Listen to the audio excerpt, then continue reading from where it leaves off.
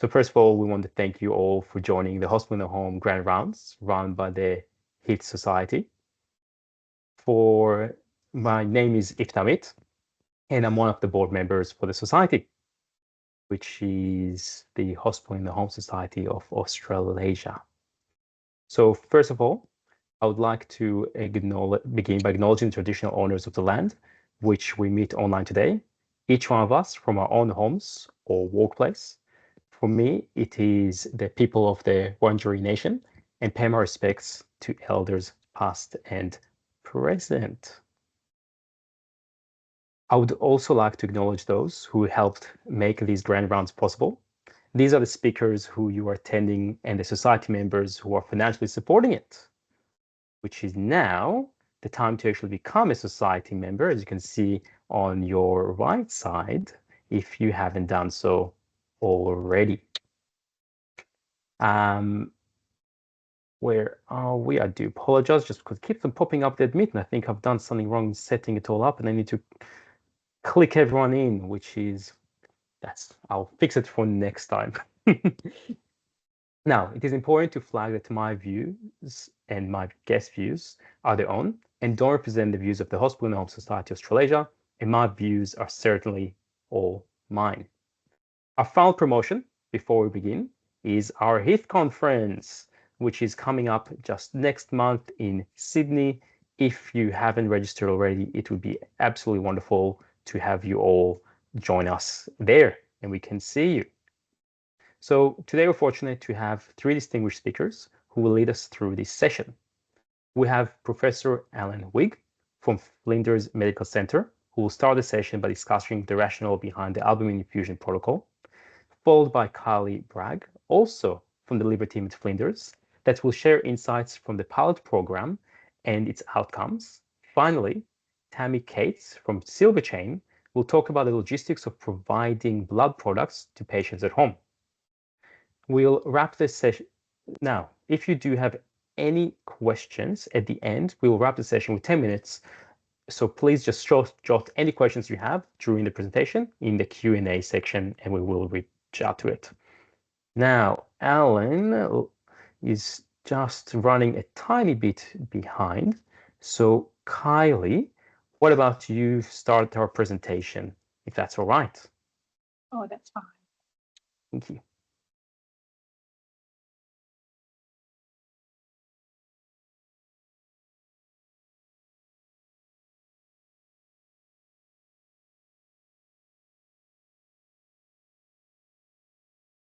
Oh, and Alan just joined us.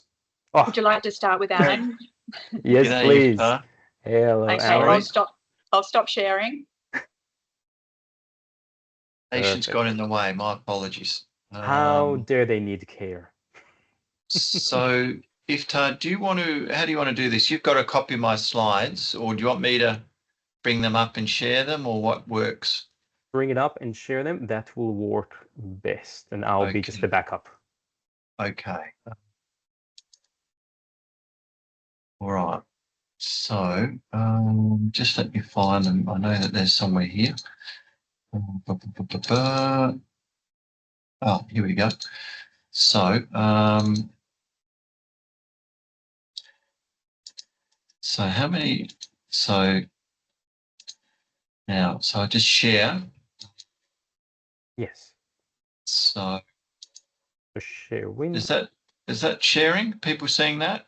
We are seeing the slide presenter view, so we are seeing it, but we are seeing two screens. So why don't we do? I'll end show. Why don't I do? Is that better? Fortunately, it is the same. Would you like me to share on your behalf? There's some trick with this, isn't there? So maybe you've got to hit a different screen. So okay. Why don't you share? Why don't you share on my behalf then? Perfect. Give me one moment, and I will do that. So that's no better. Let me right now. No, unfortunately, but that's okay. Not to worry. We are ready, and we are presenting. Okay. So welcome everyone. So my name's Alan Wigg. I'm one of the hepatologists here at Flinders Medical Centre. I don't know how many people we're talking to, Iftar. So people keep on coming in, and right now we are having 42 people, and they keep on coming in. Wow. Okay. And what's our audience? What's the sort of experience of our audience? Are they nursing staff, hospital in the home, doctors? Consultants, the whole spectrum. Okay. All right. Well, look, so this is the topic, why use albumin in decompensated cirrhosis? So I suppose if we go to the next slide, what is cirrhosis? Yeah, it's probably worth just talking about to that a little bit. And what it is a chronic liver injury that leads to scarring in the liver or fibrosis. And the major causes in Australia, alcohol, that's not diminishing in any way. Obesity, metabolic syndrome is the new epidemic that's driving liver disease. Chronic viral hepatitis, we've made significant inroads into Hep C treatment, which is very treatable and curable now, but they're still in the mix. And there's autoimmune disorders and rarer disorders. But those are the top three, the alcohol, obesity. And yep, you can go to the next slide. Thank you, Iftar. So why is it important? Because we're seeing an increase in these presentations to hospital, people with complications of cirrhosis. And maybe if we go back, I didn't talk about the complications. No, yep. So ascites is the most common. When the liver starts to get really sick, it starts to fail. And the manifestations of that are ascites, fluid in the tummy, encephalopathy, because the liver's not sort of filtering the blood, and ammonia is swelling the brain. We're getting a lot of pressure in collateral circulation, getting back to heart. That can burst, particularly in the GI tract. You have variceal bleeding, jaundice. The kidneys can become affected, and liver cancer. So they're the main complications. So next slide, thanks, Iftar. And so it's important because we're seeing a lot more presentation of cirrhosis to hospitals now, driven by alcohol during the pandemic and the obesity epidemic. And you can see this is good data from Queensland showing the increase per 10,000, but also the numbers of admission. It's about a 60% increase over 8 years. So that is a massive increase, and these patients are very high cost and stay a long time. And it's also one of the major causes of disability, loss of disability adjusted life years. Okay, and if we look particularly in that age group, 45 to 64, we can see that it gets into the top 5 causes. And we can also see alcohol use is also quite prevalent in the 15 to 24 and the 25 to 44 age group. So it is not a trivial cause of, loss of healthy life. So if we move on, so this is our typical patient. We're here really talking about albumin and ascites. It's the most common complication of cirrhosis.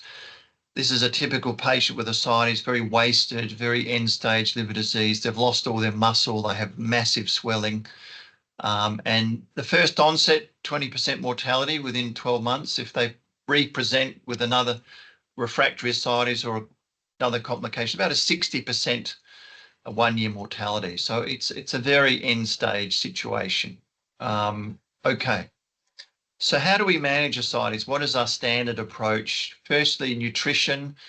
These patients are very malnourished usually, although we have the problem of overnutrition as well. But so we need to give them high protein and low salt to try and help reduce the salt content and the fluid retention.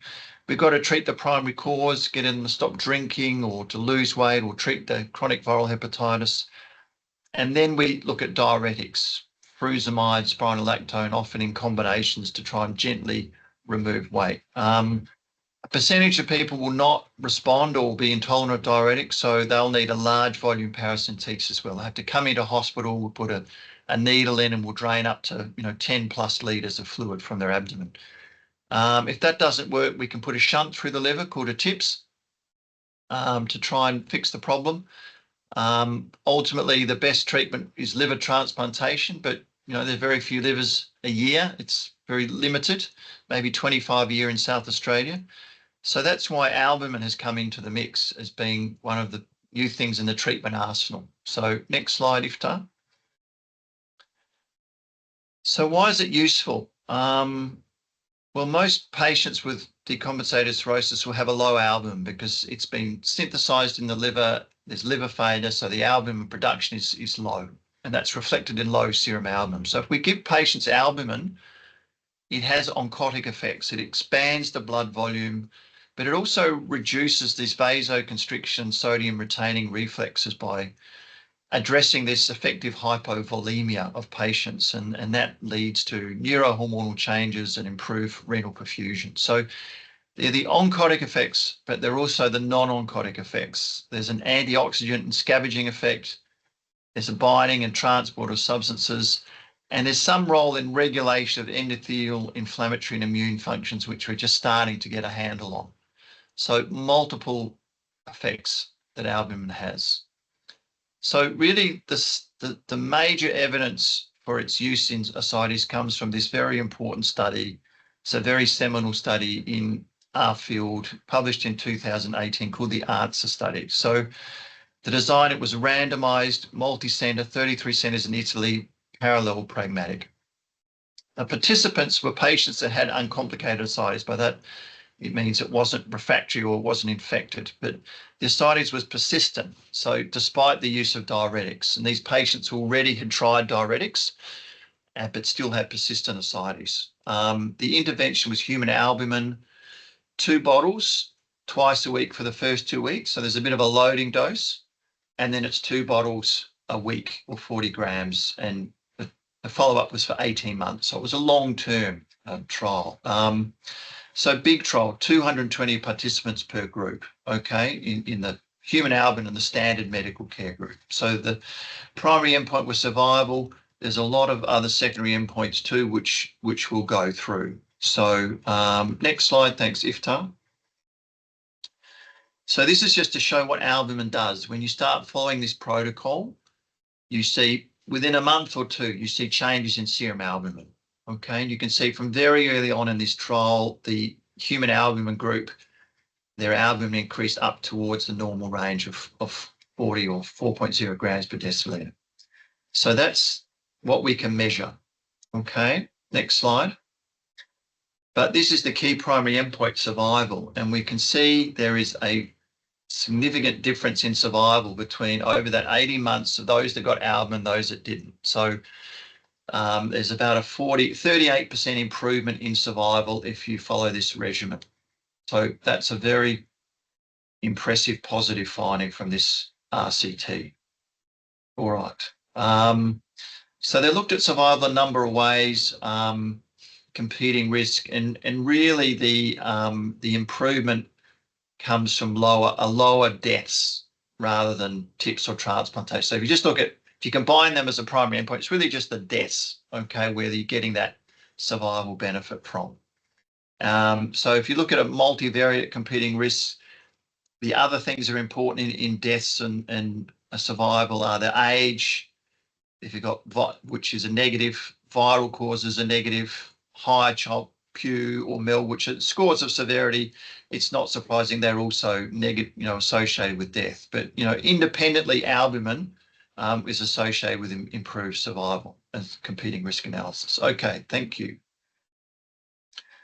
I think this is just saying things in a slightly different way, that the deaths that we see, that where it improves is liver-related deaths. It's not all-cause mortality. It's those deaths that are specific to liver where the survival benefit is occurring. Okay. Now, ascites control was much better in that group. Okay, this is the first slide is looking at the time to paracentesis. So there was a much longer time if you're having albumin before you needed a paracentesis to remove 10 litres. So that's important. Also, in terms of refractory ascites, when you get to a stage where nothing is working, okay, you just have to have weekly or 2-weekly paracentesis. There's a much lower risk of that when you're on albumin. Okay, so ascites has been better controlled. All right, next slide. But interestingly, if we look at other complications of ascites, we're also seeing a much lower event rate for those other complications, almost all of them, like the infection of the ascites, we call that SBP or spontaneous bacterial peritonitis, is 70% lower risk. Other forms of sepsis were lower. Renal dysfunction occurred 50% at a lower rate. We're seeing low sodium occur 50% less frequently. Electrolyte abnormalities, which are often associated with diuretic usage, were lower. What wasn't lower were the bleeding events. They were pretty equivalent. There'd be some concern if you increasing oncotic pressures, could you increase bleeding? But that really wasn't the case. We didn't see it. It wasn't a benefit, but there wasn't a disadvantage. All right, so there's sort of widespread effects. Cost effectiveness, there was a 35% reduced incidence of hospitalizations in the albumin group. So, and a 45% reduction of days in hospital. So also the quality of life scores remained pretty stable in the albumin group, but we saw a steady decline in the standard medical treatment group. So driven largely by the reduced hospitalisation, it was seen to be a cost-effective intervention. And the ISA figure value is at about 21,000 euros per QALY, which is well within accepted cost-effectiveness guidelines. Okay, so that's another positive on the economic front. All right, adverse events really very well tolerated. Perhaps there were 3 mild allergic reactions. Perhaps there were 2 episodes of sepsis. One probably was an underlying pneumonia that was evolving. The other one, they tested the albumin bottle. There wasn't anything in that bottle. So it's a very low rate of serious adverse events and no difference between the groups.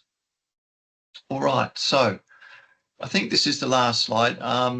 So what are the implications for us? Well, firstly, why does this improve the mortality? And it's probably a disease-modifying agent. We're probably seeing the oncotic effects, reducing the effective hypovolemia, but we're seeing probably a lot of non-oncotic effects, less sepsis, etc., less inflammation, immune effects. So multiple effects. We think of it as a disease-modifying agent. Are there any limitations of the albumin data? Sure. I mean, this study was unblinded. Arguments have been made that perhaps the albumin group was receiving more monitoring and more care, and that potentially could reduce the internal validity of the findings, but perhaps it also at the same time is increasing the external validity, because this is how these patients would be managed in the real world. Is it accepted as a standard of care? Well, I think the results are being replicated in real world studies. They're seeing very similar effects, and I've given you a reference there that's been recently released. And the most recent international panel has endorsed the use of albumin in this setting, with caveats that, you know, some of the budgetary and logistic issues probably need a bit further work. So it's certainly been embraced in Australia in the gastroenterology community, and we've considered it pretty much a standard of care. But again, the problems of logistics and how we actually implement this sort of practice change. So I think that's me done, Iftar. Perfect, Alan. So just to answer the logistics. Happy to answer any questions, or however you're doing it. So the way we'll do it is that if anyone has questions, please put it in the Q&A or the chat, and we'll go over them at the end after Kylie and Tammy present as well. And Kylie and Tammy can answer all of the questions in regards to the logistics and how the team in South Australia has been doing it. So it's perfectly way. So Kylie?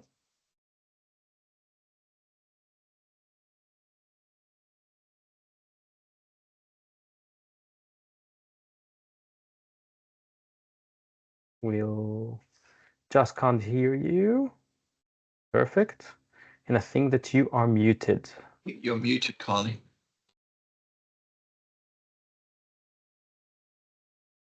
Which...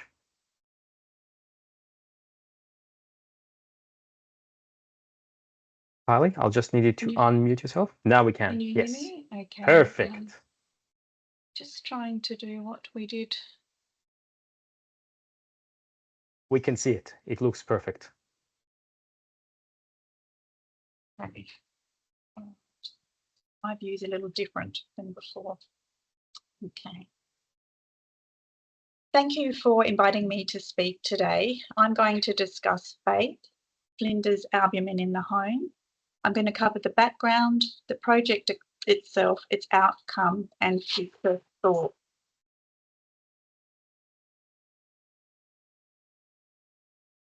Has that changed screens? No, it hasn't. If not, what we'll do is we will do what we did with Alan, and I can share the screen as well. It's not.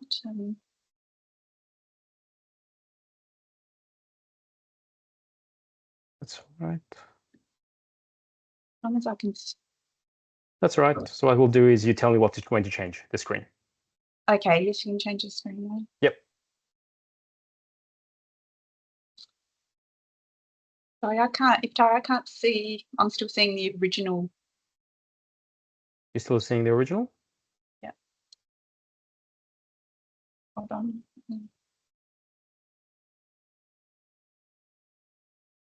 Have you got the church up, or is it still the original screen? So now it's the church. Okay. Sorry, guys. So despite the fact that I'm speaking to you today from sunny Adelaide, the city of churches, the title of our program wasn't influenced at all by that. Next slide.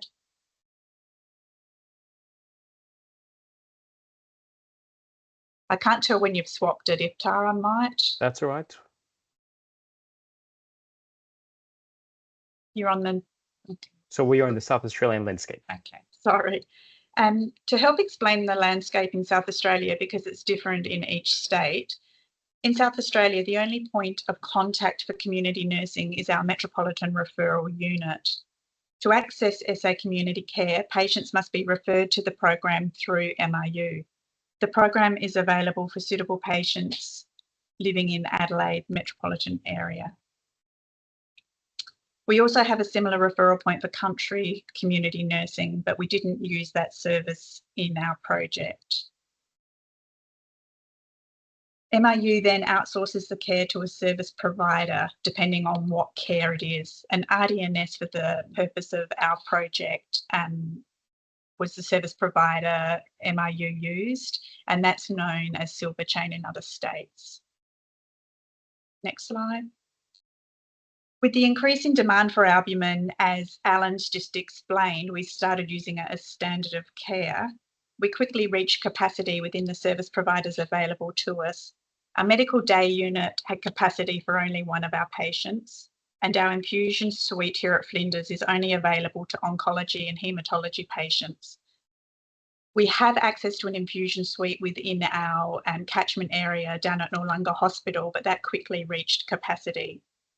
We also utilised regional infusion suites for country patients.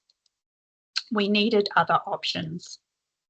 We met with our hospital in the home unit, but they were unable to assist as they only provided a hospital substitution service. We had approached community nursing through MRU multiple times over the years since Answer was released, and they'd been unable to provide a service for albumin. We were very persistent and kept in touch with them every 6 months.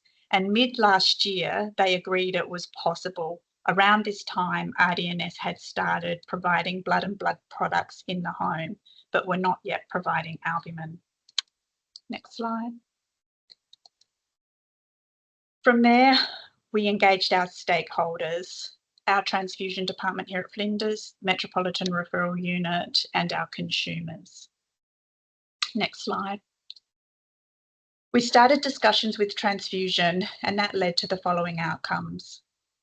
Once we'd selected a patient for weekly albumin, the nurse consultant would notify transfusion and order the first supply. When the patient got down to their final 2 bottles, they would reorder the albumin themselves through the transfusion department. 10 bottles would be couriered to the patient each time. We had initially planned on 8, and when we sourced the box, it worked out that 10 fit better with the ice packs, so we made it 10. Transfusion already had a contracted courier employed for other services, so they allowed us to piggyback in on that for no extra cost. If the patient was closer to another hospital within the metropolitan area, the albumin was then supplied from the nearest hospital. Guidelines for the storage of albumin at home were developed based on the product information and the requirements from our transfusion unit. Next slide. This is an example of the guidelines that we provided. They included where the patient would receive the albumin from, informed the patient that the correct storage of albumin is essential, that they would receive at least 4 weeks supply at a time. The flyer had instructions on storage of albumin, and that was agreed in the patient's fridge door based on changes in temperature within the fridge, depending on how close to the back of the fridge it was stored. What to do if there was a power outage, how to repack the delivery box. We asked them to keep the box handy and keep the ice packs in the freezer so they could repack it at any time. They're given instructions on how to reorder the albumin when they're down to their last 2 bottles. Transfusion needed only 2 days' notice to be able to courier it to the patient prior to their visit. There had to be someone at home to accept delivery. It wasn't to be left unattended. Next slide. We then had discussions with the Metropolitan Referral Unit, and here's a list of the outcomes. As usual, formal referral to MIU, which we normally fax, would be required. We had to supply a consent for blood products. Quite often we have a copy of that already in our electronic medical record, and we just printed it out and faxed it as well. Alternatively, when we consented patients for the project, we did a consent for blood product at that time. A medication authority for the 2-week loading dose, followed by a weekly ongoing order, was provided. Together, we developed a flow sheet for the process. We developed our albumin protocol. We provided our albumin protocol for the observation and administration guidelines we used here as a hospital, and it also included the adverse reactions to monitor for in the home. Once they were referred, MRU then developed a care plan for the patient and then referred them to RDNS.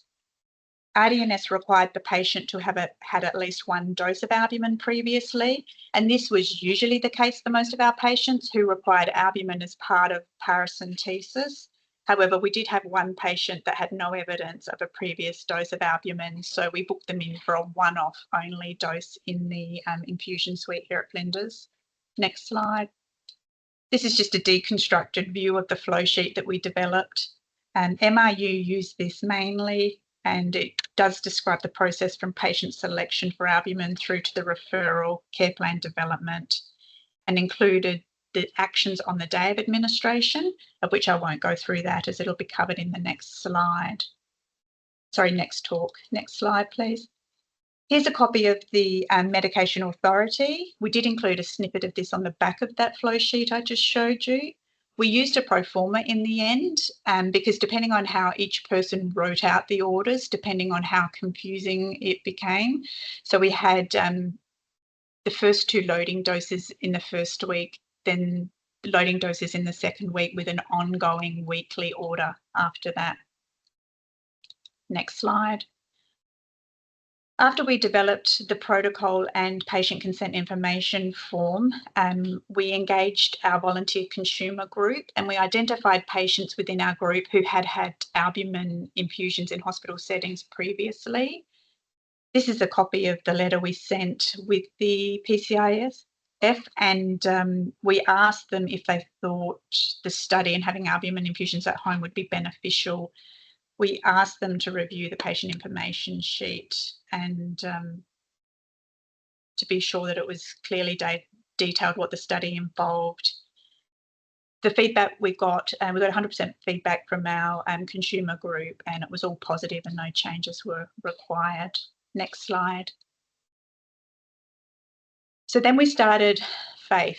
The aims of our study were to evaluate the feasibility of home administration of albumin in the management of decompensated liver disease. and to measure the safety, efficacy and acceptability of home administration of albumin, and to measure the costs of home administration of albumin compared to those receiving albumin in hospital. Next slide. Our inclusion criteria. It was a single-centred, non-randomised prospective trial with the aim to recruit 10 patients who received at least 3 months of home albumin. So as well as being over 18, we required them to have capacity to consent, be patients from within our liver unit and have decompensated liver disease with either ascites, hepatic hydrothorax, hepatic renal syndrome, acute kidney injury, persistent peripheral edema, plus or minus with severely low albumin. Next slide. Our exclusion criteria, we excluded patients if they didn't meet safety requirements for home visits, if they had a diagnosis of heart failure, chronic kidney disease, pulmonary hypertension, or were having weekly large volume paracentesis as they were already receiving weekly albumin replacement. Patients with severe hepatic encephalopathy or without cognitive capacity were included from the study. We had planned initially to exclude those who were difficult to cannulate. However, this morphed into arranging PICC lines for those who required it. All of our patients said they didn't have issues with venous access, but that didn't prove true throughout the study. Next slide. The protocol for administration followed the ANSWER study that Alan has just spoken about. We used 20% of albumin, 40 grams twice a week for the first 2 weeks, then 40 grams weekly from then on. At this time, our infusion suites were already administering 20 grams in 100 mils, anywhere from 30 to 60 minutes per vial. So for the study, we agreed on a 45-minute time frame for each 100 mils. And this was to ensure safe administration with reasonable time frames. We consented 1 patient a week initially until the nursing service had tried and refined their processes, and then consented until we recruited 10 patients who completed 3 months. At the 3-month mark, there was a futility case discussion, which included 3 hepatology consultants reviewing the outcomes and whether the albumin should continue. The patients were already in our case management program, so were receiving regular blood and nursing monitoring as an outpatient over this time. Next slide.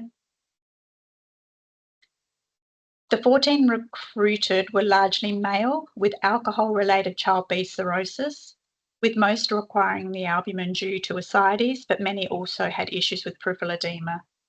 4 patients stopped the study before their 3-month review. 1 moved overseas, 1 returned to drinking at harmful levels, 1 was withdrawn after a decline with multiple health issues, and we had 1 pass away from worsening liver failure. 30% of the patients had albumin levels less than 25, with a median of 27. Next slide. All 14 patients did safely receive some albumin at home. Half of our patients required a PICC line during the project due to problems with cannulation in the community. We ended the 3 months with 71% of our patients having PICC lines. We had a couple already had them for other conditions prior. Next slide. There were no adverse events related to the administration of albumin in the home. Next slide. Our results from here only include the 10 patients who received the full 3 months of albumin at home.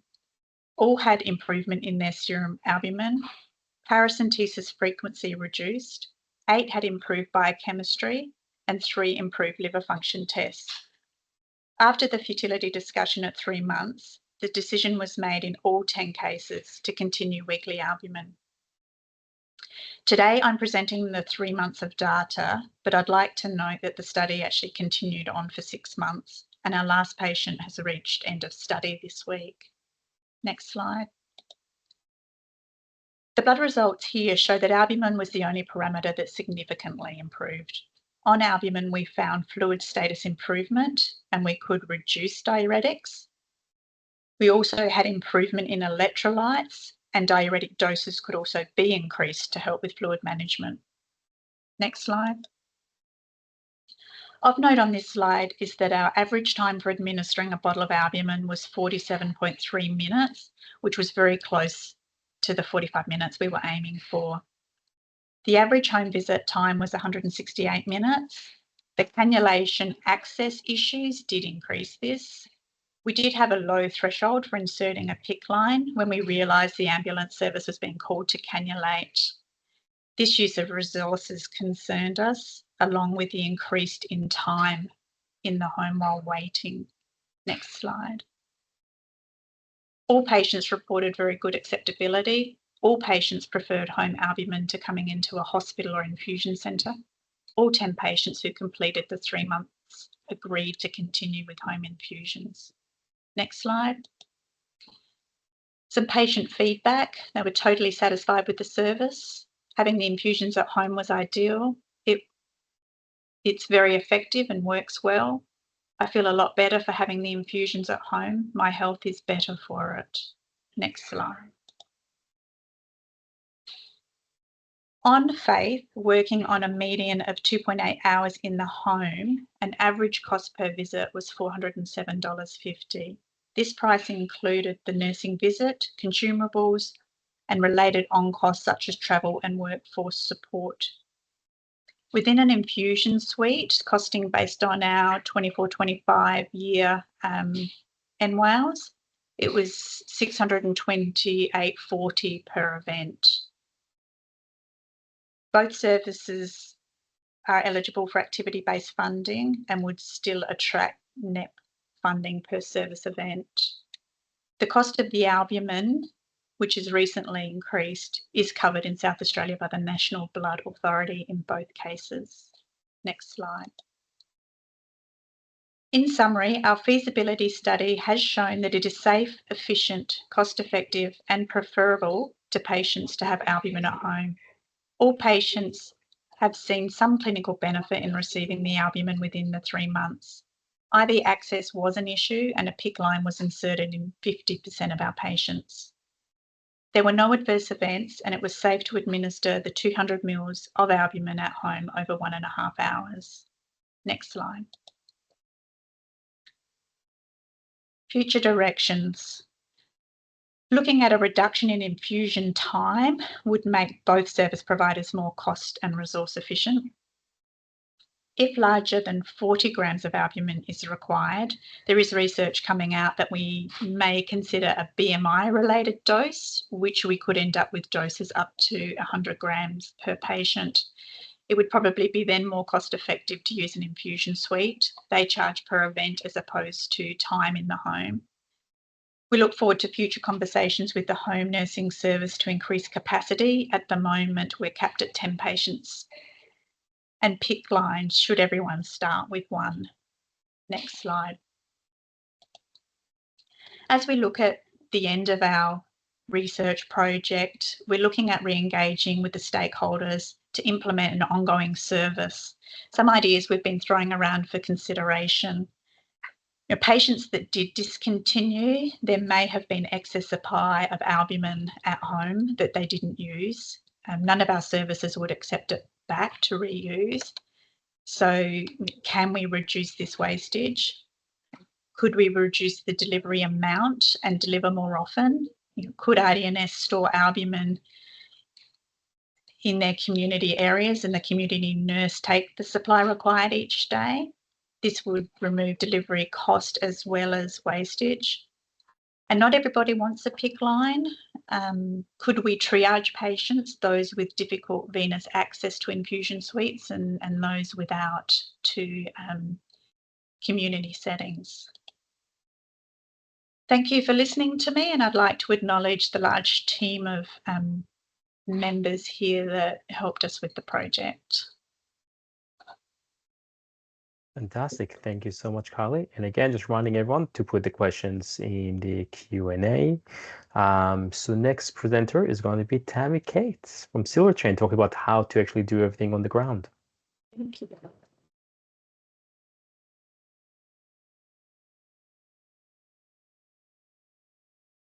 Okay. Does that all look good, Ita? Yes, it does. Good. Thank you, everyone, and thank you to Alan and Kylie who went before me. I'm Tammy, the Clinical Nurse Manager for Northern Adelaide at RDNS Silverchain. I also oversee our blood and blood product transfusion service across Adelaide. And today I'm going to be talking about the logistics of transfusing albumin in the home. I would also like to acknowledge that today I'm presenting this webinar from the lands of the Kaurna people.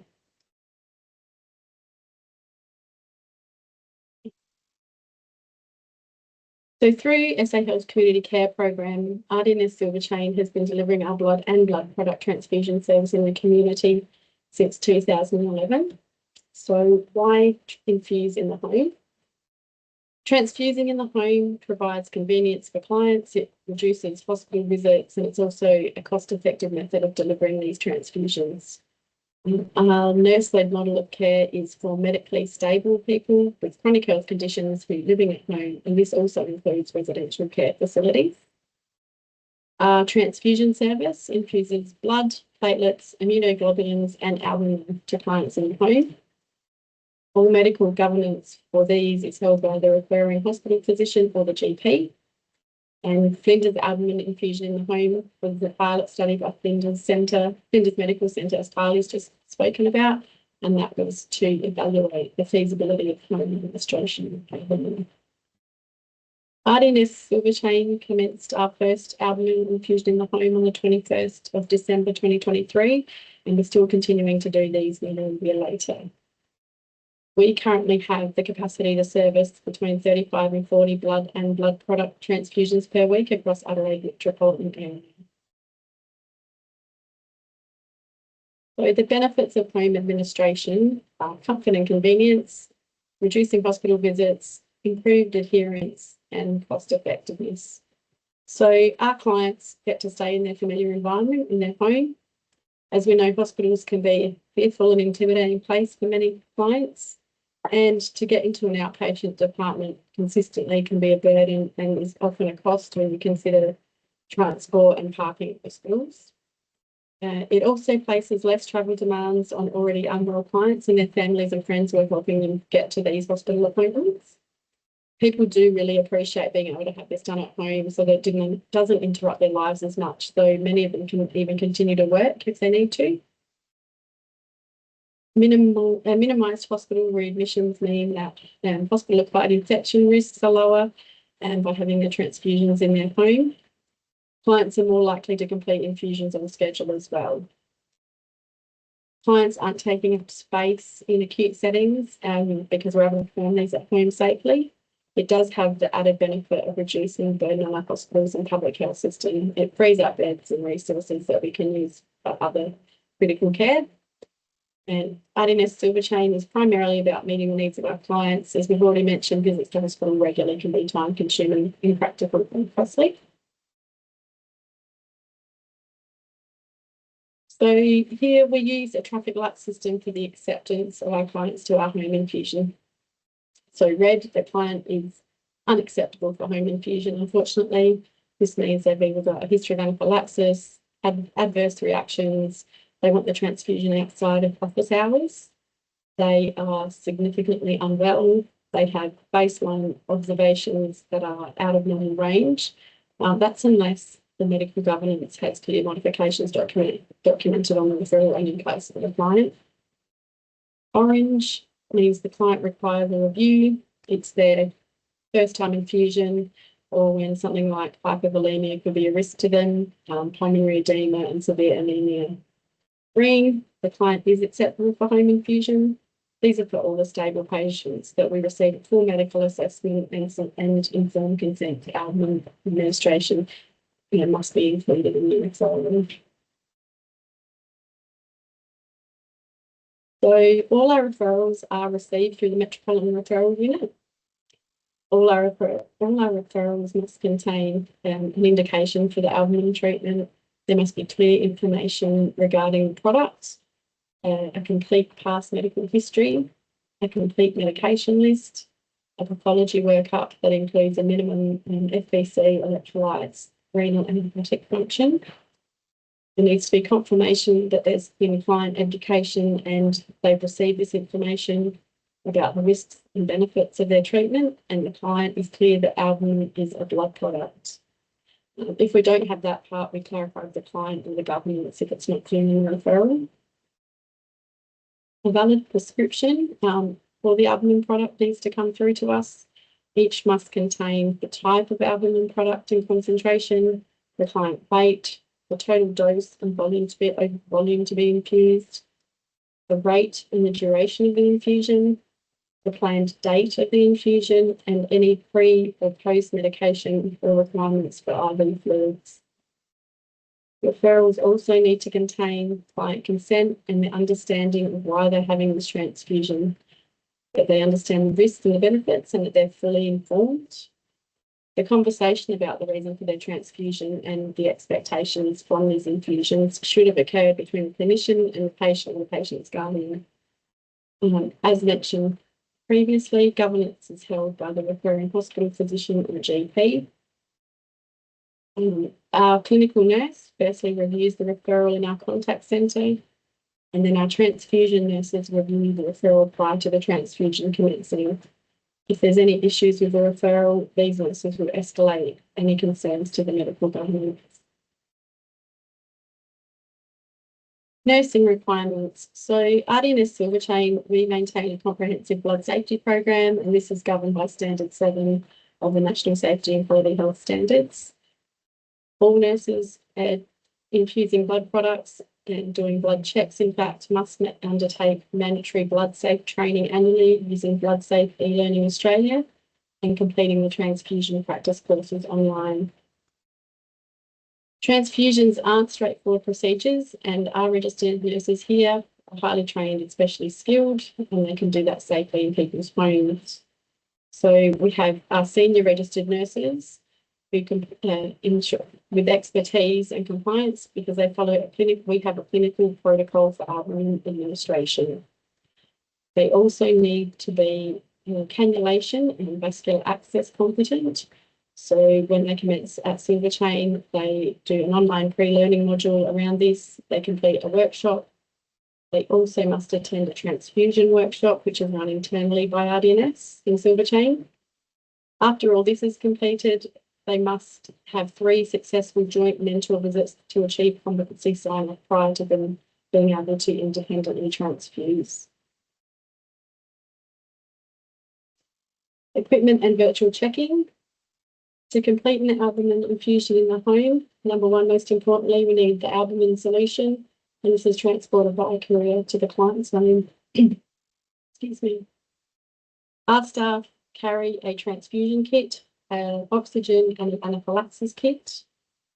We use a virtual check procedure for all infusions.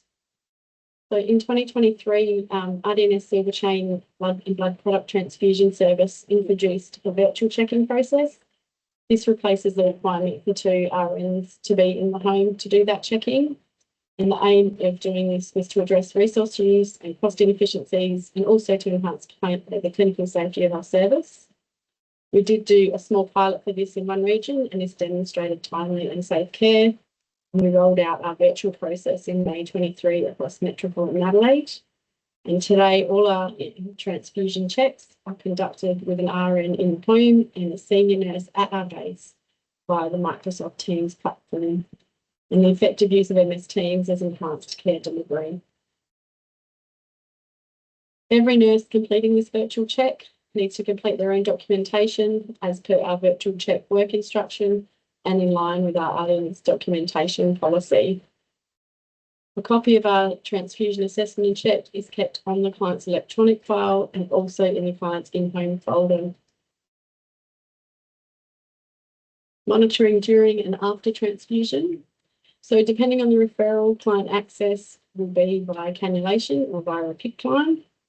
And as discussed previously, all of our transfusers are also cannulators.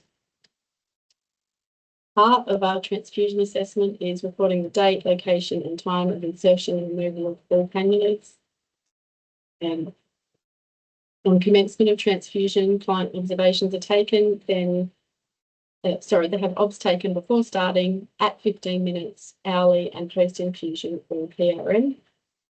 The registered nurse must remain in the home or at the facility with the client for the duration of the infusion, and they must recognise and respond to any adverse events as per usual escalation processes. They also need to ensure that any adverse events are logged into our incident management system. At the end of the infusion, all clients are observed for 20 minutes, with the exception of clients who have not had albumin before, so their first dose, where there has been a large time interval since their last infusion, so if they haven't had an infusion in the last 6 months, and those who have had a reaction to the current or a previous infusion. But these clients need to be monitored for an hour after completion of their infusion. Finally, the cannula is removed, and this is also documented. The clients are given a post-transfusion information sheet, and this outlines aftercare and how to be vigilant for post-transfusion reactions. There can be difficulty managing complex cases in non-hospital environments, as you can imagine. There is the potential for adverse reactions such as anaphylaxis. There is the risk of fluid overload, especially in patients with heart or kidney disease. And there's a high responsibility placed on home healthcare staff and around patient awareness of their risks. Managing our adverse reactions in the home requires an efficient response because of the autonomous nature of their transfusions. So with mild reactions such as just your headaches, your nausea, your fevers, we'll stop the infusion, assess, notify governance or the referring officer, and seek advice. And sometimes we consider recommencing after this medical review. This is still entered in our incident management system. With our major adverse reactions, chest tightness, anaphylaxis, we'll stop the infusion, provide emergency care, call 000. As mentioned previously, our transfusion kit does contain an anaphylaxis kit, and the nurses will follow our anaphylaxis management in the community protocol. After all of this, we notify medical governance and we put an incident into our management system. Of the 5 incidents that we've had in our last quarter, none of these were adverse reactions. And as Kylie said previously, we haven't had any albumin reactions so far. Discharge and follow-up. So to ensure patient safety post-infusion, a final set of odds is completed. We educate the client to watch for any delayed adverse reactions and to seek a medical review or call an ambulance if a suspected severe reaction occurs. These reactions can occur up to 24 hours post-infusion. We provide patients with clear instructions for adverse effects post their transfusion with our post-blood or blood product information sheet. So, as stated previously, in-home transfusions are beneficial to our clients. They result in fewer hospital visits, improved quality of life, demonstrated better outcomes for clients, fewer complications such as hospital-acquired infections. And just a little snippet of our success, we had a 53-year-old female who was one of our first albumin in the home clients. And she was very appreciative of the service and having the infusions in her home. It lessened the impact of having to go to the infusion suite, especially when she wasn't feeling that great. She was discharged from our services because she was fortunate enough to have a liver transplant. So home albumin infusions improve patient comfort, adherence and outcomes. These infusions require competent nurses, proper monitoring and governance. This aligns with RDNS Silverchain's goals of safe and effective care. And we are one of the very few providers in the community and, in fact, in Australia who are able to do this at any sort of scale. So that's testament to our nurses' expertise. Silverchain are meeting the growing trend of healthcare being delivered at home and not in the hospital, and we are leading the drive for evidence-based to support future care. Thank you, everybody. Perfect. Thank you so much, Tammy, and the whole team. So thank you, Ellen, Tammy, and Kylie. Fantastic presentation from everyone. So what we're going to do now is we're going to go over questions. So if you have any more, just post it in the Q&A. I can see that we have 2 questions already. We're going to start with the first one, which I see that Ellen has answered, but we can do it for the rest of the team. So that was for Michael. I was taught that albumin didn't last long in the system. why is the prolonged benefit, which is a fantastic question. So that's for me, Iftar. So yeah, I mean, I think we know maybe physiologically the half-life of albumin is probably 2 to 3 weeks. I don't know about human albumin. That's a different kettle of fish when you infuse it. But I mean, they're infusing it every week. So that's obviously what they've settled on to maintain that serum albumin, which comes up to sort of more physiological levels. So presumably that's what we need after a loading dose to maintain those sort of albumin levels. So it probably doesn't hang around as long as physiological albumin, infused albumin, but it seems like maybe a week is what you get after a loading dose. Fantastic. So the next question, and that will be for Tammy or Kylie. So did you have any challenges with admin processes to provide albumin at home? For example, blood product, national standard framework and such, from Phil George. It's Kylie or me? Whichever one. Probably you, Tammy, with Yeah, sure. blood products in general, I guess. Yeah, sure. Look, we already had a lot of processes and protocols around administering red blood cells and platelets. We've been doing that since 2011. So it was a matter of implementing an albumin program and processes to match those, and then start the pilot and do some client survey and obviously our own investigations and evaluations around that. And as Kylie's produced some of those figures, we haven't had any adverse reactions. We've also just gone through a Silverchain accreditation 2 weeks ago for the national quality, and we aced the blood standard, which was wonderful for our team. Fantastic. Another question coming your way, Tammy. So does Silverchain use a purposed RN resource to conduct the virtual medication checks at the patient home, or are virtual checks completed by team leaders, staff on the road, etc.? Okay, the virtual checks are completed by the shift coordinator in the office who's gone through specific training. They need to have completed the blood safe annually.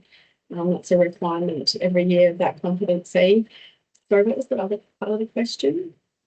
I'm just putting down the line. So it was the virtual check patient at home or virtual check completed by the team leader. So pretty much Okay, answering. So we're currently using MS Teams to do that. So it's not a product that we developed. We just do it through MS Teams. We set up appointments with the staff in the home, and then we even audit that way as well. So our auditing procedure, I sit in on a blood check with the shift coordinator and the transfuser in the home, and we're able to communicate through MS Teams. Fantastic. And the final one, it's actually a comment from Michael Montalto, just saying, I think that RCT of home versus day unit albumin would be an excellent and feasible study. So maybe in the future, reach out. But thank you very, very much, everyone, for taking the time to actually present as well as to attend. And we all look forward. Please do join to become members if you're not already members of the Hospital and Home Society of Australasia, as well as we look forward to seeing you next month in person in the conference. Thanks so much and have a beautiful day.